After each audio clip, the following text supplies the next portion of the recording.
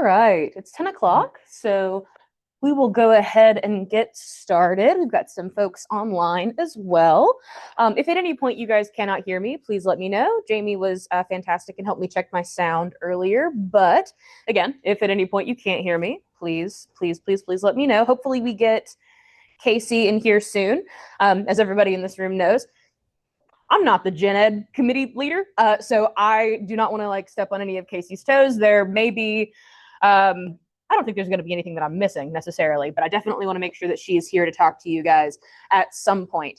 So what we're going to be doing during this session is, first and foremost, I'm going to explain what the deal is with the general education alignment maps. If you are a tactile person like me and you would prefer to use a physical copy before typing a version, I have printed versions just in case. So I'm going to go ahead and hand these out. The version that you will want to turn in to Sarah and Casey by Friday, March 27th, will need to be in the actual Excel file itself. But again, if you like working with a large visual like in person first, do you guys want copies? You are. We'll give another one. Oh, gotcha. Good idea. Okay, and then I will just leave these extras back here in case anybody else needs one. Oh, perfect. I was really overwhelmed when they printed initially because the papers were so big. Okay, so you heard about the general education alignment maps during the last faculty council. And the general impetus for this is, and I definitely don't want this to become a, well, HLC wants it, so we're doing it. There is an element of that, for sure. But there is a method to this madness here. So this map is meant to demonstrate alignment between general education outcomes and the assignments that are occurring in these program courses. So you can think of this as the general education equivalent of what we did with the program alignment maps. It is effectively the same thing. So as a recap, in your program alignment maps that we did last year, you listed program outcomes, you listed the courses in which those outcomes are assessed, and then you talked about the assignments that you use to assess those outcomes, right? You're going to be doing the exact same thing here with the general education alignment maps. And I'll talk about the template here in a moment once we get through the rationale for all of this. And Casey, if you want to jump in at any moment, I have an extra mic. If you want to add anything, I'm happy to keep going, but this is your show, so I don't want to steamroll you. You got started a little early. I'm still catching up. Okay. You want me to go ahead and keep going? Okay.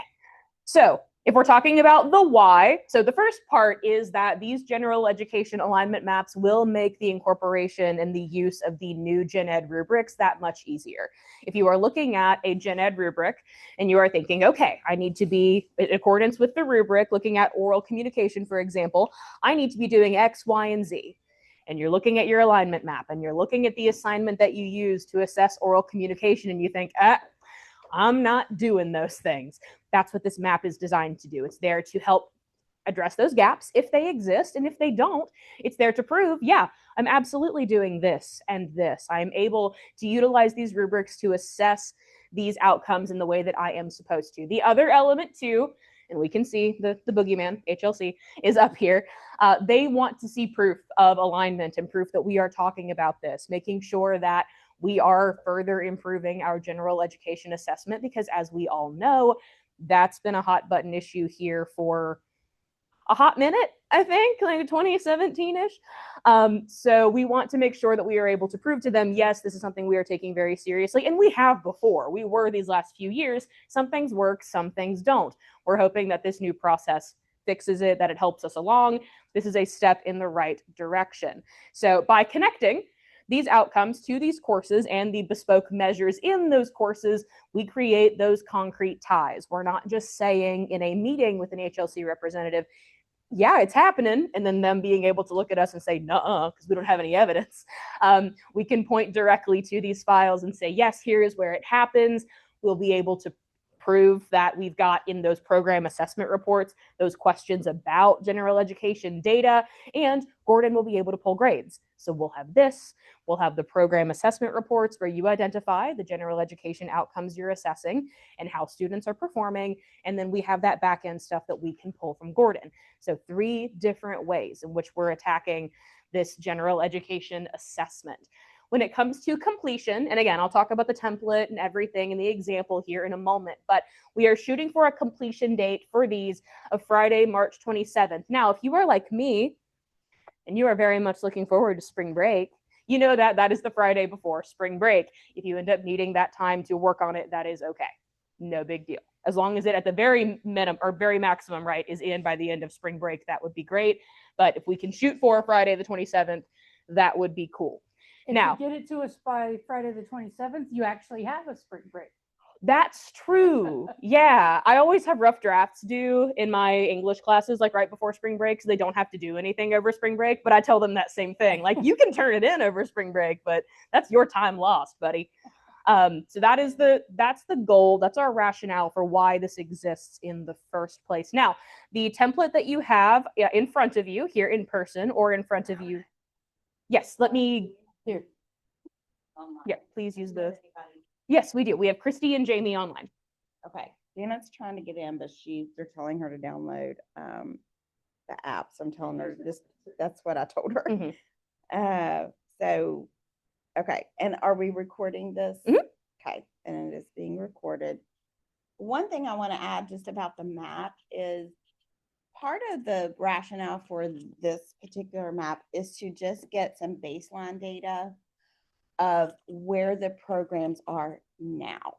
So instead of like doing a lot of rubric analysis, just pull from your syllabi what you have marked as your gen ed outcome that you are assessing in all of your courses. And when we go through the alignment map and the example, that's all. I sat down with Kristen and we just worked through the whole map. We used all of her syllabi.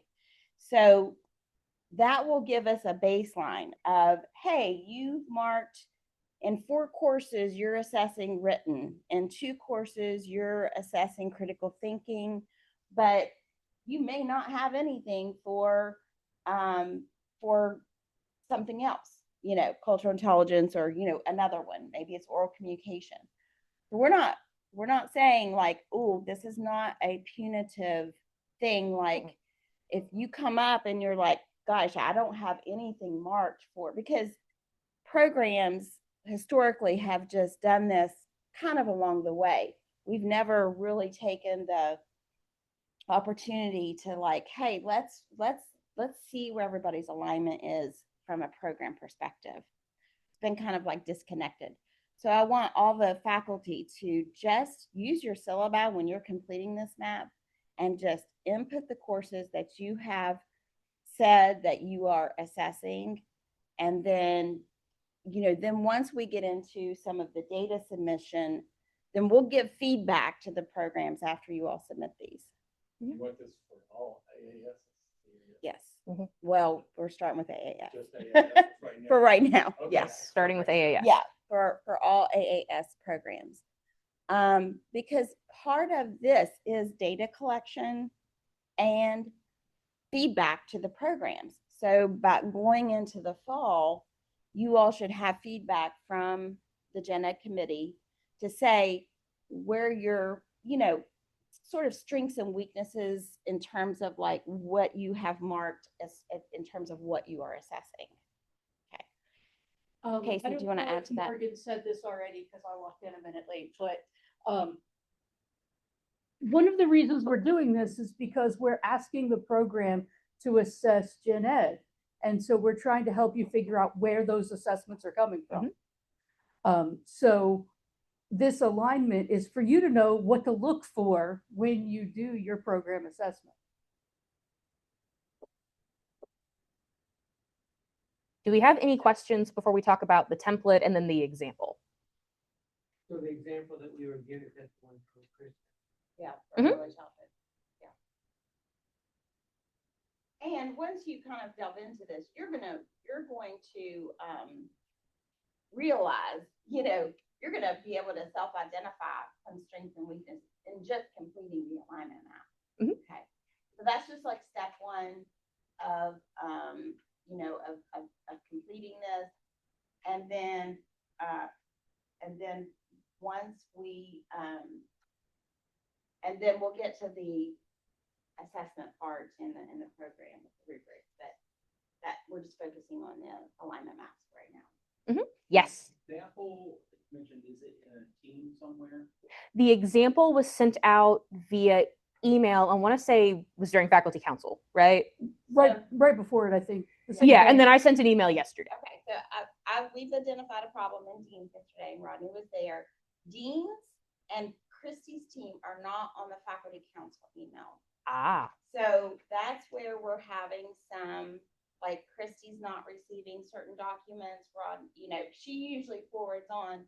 So I think that when it needs to go out to everybody, it needs to either be sent to Mike, and Mike sends it out to all faculty. And is Rodney, are they on the faculty email? The faculty 20, yes. So that might be the best, because faculty council, Benji has his own list that are just for faculty council voting members. So that's where we're having some disconnect. I have this template that you said. So okay, yeah, because I use the faculty 2025 list when I send stuff out. So Rodney, I sent the deans, and I can forward it to you today, here in a minute. Yesterday, I sent the deans everything that Benji sent out, and I copied Mike and Katie on it. So yeah, but so either Christy can send it to you, but it has the example in it. It has the template, all the rubrics. Oh, it And- does. I see it now. Okay. But if at any point you need, like, hey, I forgot this thing or I've lost this thing, just shoot me an email or shoot Casey an email. The We're other happy to thing help. We're gonna do is, we're gonna have Mike and Katie work on getting all of these into a SharePoint, like a Gen Ed folder. We talked about that yesterday, so when it's already to there. Well, we don't know who all has access to it, so Thing, the one that has all the syllabi, that one, everybody should, but anybody can. and then we just need to know, like, we could send a link out to faculty and say, hey, everything's in X folder. I'll check that SharePoint. Yeah. That's the file save one that academic files. Right. So you don't have to search emails and, that you can, you don't know where something is, you can just go to. That's a good point. We do have a Gen Ed SharePoint, but I don't know who has access. Right, exactly. Okay, so in looking at the template, again, this is modeled after the program alignment map. So all of this should be pretty similar. You're going to start with your program name and then your name, just keeping everything consistent. And then you'll see over here on the left-hand side, all of our general education outcomes. So communication A and B, critical thinking, cultural intelligence, and numerical literacy. That is a typo. Why is there a B there? There is no longer a B there. Okay. In the next column, we have list all courses where general education outcomes are embedded. You might be, when you look at your syllabi, there are 3 or 4 different program courses where you address written communication or critical thinking. That is fine. You're going to list all of them. And like Sarah said, just go to your syllabi. On your probably second page of your syllabus, you have that chart that has all of the general education outcomes, and you check, yes, I do this, and yes, I do this, right? Just use your syllabus. Like Sarah said, that's exactly what we did with Kristen. And again, we're just trying to gather baseline data. So if you look at this and you've checked 3 for one course and you're like, geez, I really don't want to have to assess, like, just list it. It doesn't mean that you have to submit assessment data on it. Right now, we're just trying to get baseline data of where everyone is now. Yeah. And if you have one for each course, that's fine too. That's where you're just going to list your, CA 100 or, Julie or Design 101. You're just going to list the course name or not name, but number. All right, once we have our courses listed, then we are going to have our courses used to assess general education outcomes. So like we've talked about in our program assessment form, and you can see this in the Blackboard shell right now. The assessment committee already updated it. When you go into the assessment course shell and you look at the sample form or you look at the template that you can download with all of the questions, just like you do for course assessment, like we did last semester. There is now one question that asks, which general education outcomes are you assessing this semester? And then there is a section in data analysis where you talk about, all right, how did they perform with regard to those outcomes? That's it, just those two questions about gen ed. So if you are, let's say you have like 3 or 4 different courses where you are embedding critical thinking, and that's just a hypothetical number.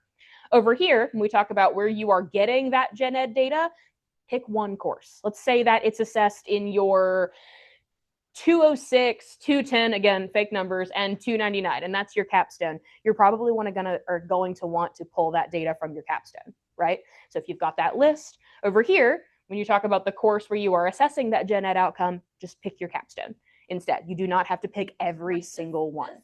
Maybe where you do look at the rubric, like to kind of decide like which is the best representation of written outcomes. And then when Kristen and I sat down and did this together, we talked about a couple of different writing assignments that she does in a variety of courses that, you know, that is assessed. Okay. But what is gonna, like, what was the assignment that really like probably hit, you know, the rubric the best? And so we picked a case study that they do in a class. So I just want to give you guys a lot of context in how we did this, because, you know, you could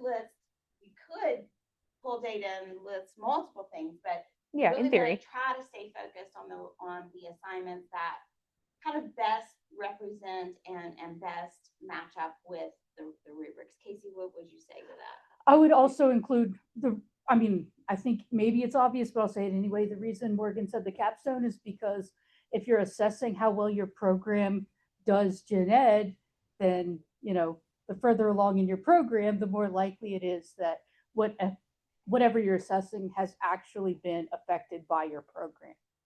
But we also picked like things that, you know, for critical thinking, for example, we picked a really good assignment that, you know, we felt like hit that in, you know, in a foundations course. So I agree. Casey, It's not a requirement, but yeah, right. But you could, I mean, I think most people that offer a capstone course probably could potentially collect everything in capstone, but you know, it's not prescribed. How was it? Do you want to put up there, pick one, or pick the best one, or just, I didn't know if you want to put that over the column. we could, yeah, or I can add that. I do have an instructions document. I can provide an additional line there in the instructions document for additional context. Sure. We definitely want to minimize freakouts. This is true. So you kind of work it backwards by looking at the related outcomes, what is best, and just use that one, and then maybe just list the other one underneath it, or for this. No, because you're already going to list them over. Yeah, you'll have them in the other column. All of them are going to be listed in that column, middle column there, and then courses used to assess general education outcomes. That means like look at your list on the left column, and if you've listed 4 for written, then you're going to be like, oh, okay, but this course really has that best assignment that would show their written, you know, competency. Because that's really what you're trying to show, is that your students are competent in these gen ed outcomes. And so you're using your assessment, you know, to, you know, your assignment, and that's going to, you know, give you some how they performed on it. And that's going to give you the data on how your students are doing within the gen ed outcomes. Yeah, so it's like a proof of concept, right? This is Kristen's. So she's got all of her outcomes over here, just like you guys do. So if we are looking at critical thinking, so that section starts right here. In critical thinking, she lists EDUC 120, 295, and 101. So 3 different courses where in which she is assessing critical thinking. However, the one that she's going to pull data from, right, because this assessment's happening consistently in all of your courses all the time, but the one that we are pulling data from in this case, she's pulling from EDUC 120. It is an ethical dilemma, and she writes in the assignment section, Students are given ethical dilemma scenarios based on the National Association for the Education of Young Children's Code of Ethical Conduct. This document provides a framework of ideals and principles that are used to guide educators in finding an ethical solution to an issue or issues that arise in early childhood education. Students are required to utilize the principles and ideals to make a sound judgment regarding an ethical solution to the dilemma. Love that she utilized some of the verbiage straight from the outcome. So she's got a list of several different courses where critical thinking is definitely a part of it. And that makes sense, right? That's going to apply to every program. You're always critically thinking. But where she's getting the data from is that specific course in that specific assignment. I want to note too, this is only a couple sentences. You don't have to provide full paragraphs about your assignment. This is enough. This is perfectly fine. And she does this throughout all of the outcomes. So if we want to go up a little higher and look at communication, for example. So in communication, we've got EDUC 101, EDUC 220, 225, 228, 240, 230, 299. Now, of course, some of these are written, some of these are oral. There is a distinction there, right? But we've got all of these. Template, we didn't have it separated out, but on their template, we'll have it. Yes. But she does have them separated Yeah. here. So for 1A, for written, she's using 225. For 1B, she's using 228. And then she explains each assignment. Here is how they work. Here is how they are connected to that outcome. So again, very similar to your program alignment map. What are the outcomes? In which courses are those assessed? Which course are you going to pull that data from? Tell me about the assignment. So that's the gist of it. Sarah, Casey, have I missed anything in going over the example? I don't think so. I guess just as an extra motivator kind of statement, if you put in the work now to analyze your program, then when you go to actually do the assessment, you know exactly what to ask for. And you can just, I mean, if nothing else, email Gordon and say, can you pull the report on these assignments? And that's your assessment. You've got that data there. But if you don't know what to look for, then when it comes time for assessment, you're kind of struggling to figure out what you should say. Mm-hmm. Yes. And let me go ahead and, can I pass the microphone over to Julie so we can hear her? Thank you. So for the little box for the assessment assignment, Yes. should we include something about and description? I mean, because some people might just put the title of what it's called Oh, instead of yes. also describing what they are doing for that assignment. There is a note about that in the instructions document Okay. that says, please do not just say Because it would exam. be really, Yes. yeah, it'd be really simple just to say, you know, color theory exam, Yes. and that would be it. Mhm. And I'm not telling, We could add it to the top of the template if we needed to. Mhm. We could be more explicit to Mhm. say there. Yeah. Assessment and description. I think it's fair to say you would have more information than that though, because if you're using the data you have to say that this is the best way, best place for me to get, matches the rubric the best or whatever, then you have enough information to know why it matches the rubric. So I would think that if you have enough to make that decision, you could put a couple of sentences down there about why you made that decision.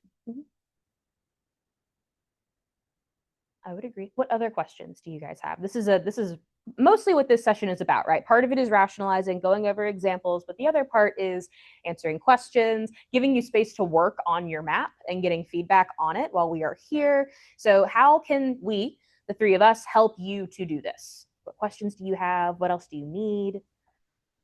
And this applies to everybody online as well. Somebody new has joined us. Who is it? It is Kim Priest. Hi, Kim. So if you're doing this for another instructor, Mhm. either there be any way to identify that instructor out? Because I'll need to get with Patrick and see what his assignments are and maybe work with him on strengthening something. Mhm. So that means I'll do all the ones for the culinary and then all the ones for the hotel.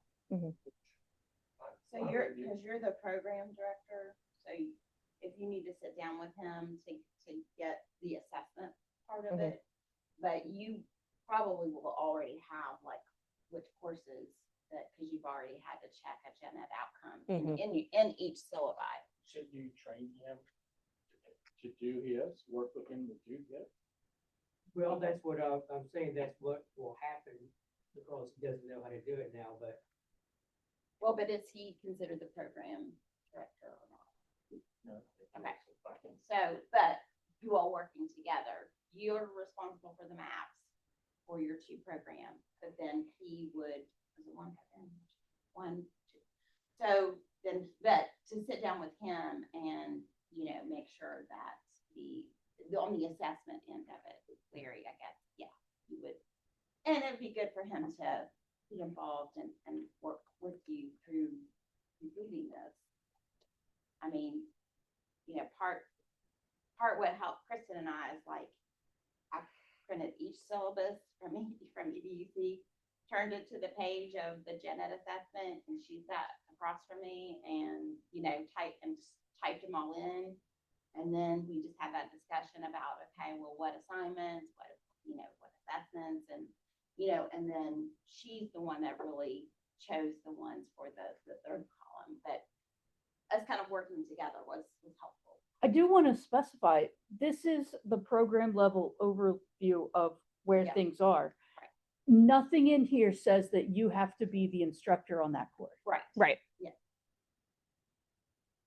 Because we have a lot of adjuncts in education.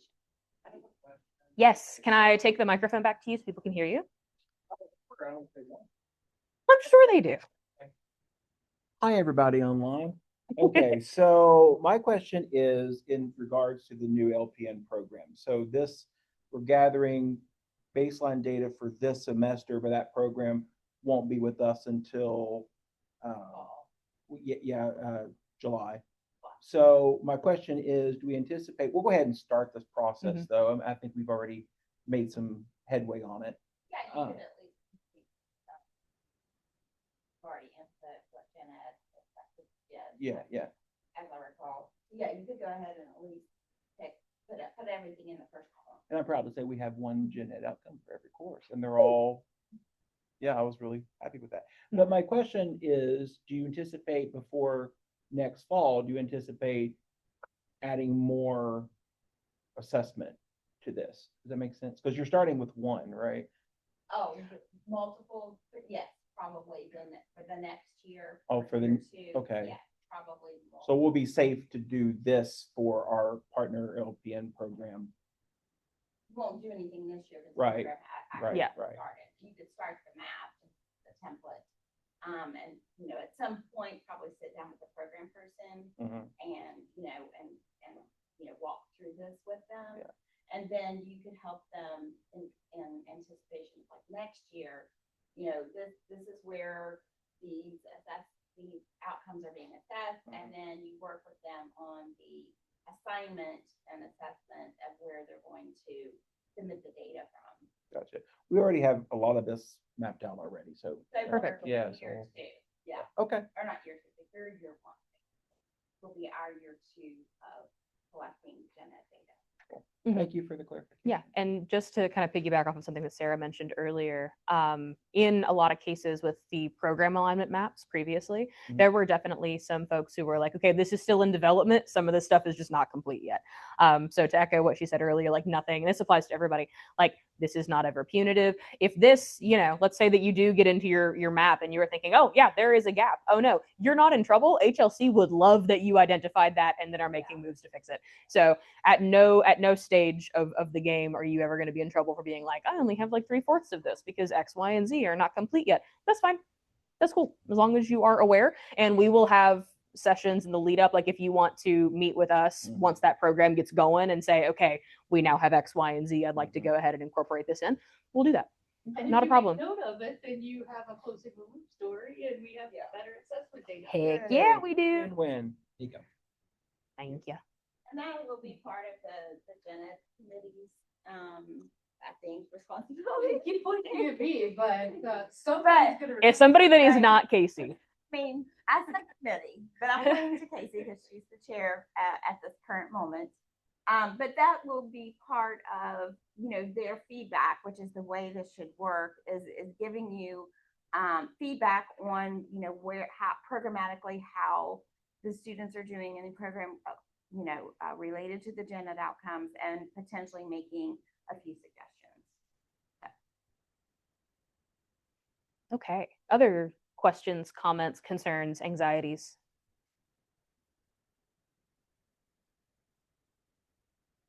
Okay, then it is what, almost, yeah, it's 10:30. So we've got 30 minutes left where this room is reserved. I am going to go ahead and turn the recording off, since we can probably use the rest of this time maybe to just get some work done, start getting some stuff committed to paper, or unless you've got something else to add. I do. I have one more thing to add. So at our dean's meeting yesterday, we know that you all discussed the rubric part of this at faculty council, but the deans weren't at faculty council. So we were thinking that maybe a rubric workshop might be good to have next, leading into this. Data will be collected when program assessment data. So like in June, I believe. Yeah, so officially and program and course are due June 5th, Friday, Yeah. June 5th. So, and we can work with that date some, but maybe leading up to that, we would have a rubric. And I don't know, would you all like that sooner, further out after the maps are submitted? You just want to focus on the maps now. So I'm asking for feedback actually, on when maybe a rubric workshop would be good. Do we want to do all rubrics all at once, or should we break it down into two and do like communication and critical thinking here, and then because I think that with gen ed would lead that. I think that, I can see the value of having two, Mhm. but I can also see the attendance not quite matching our expectations. Fair enough. We have more and more meetings. Do you think we could get through a kind of like a crash course in an hour? I think And so, and hit all of them to some degree. Because we've simplified them so much. True. Yeah. That I think getting through them in an hour wouldn't be terribly difficult. But if we found that we needed more time, we could schedule another one. Okay. So would you all like us to schedule that after you submit the alignment maps? Or would you rather have it sooner? We're already in second-ish week of March, so. It's probably going to have to be after. I'm thinking after spring break, yeah. We're gonna look at early April. Okay, that's already decided. We'll look at maybe the first week of April and see if that would work.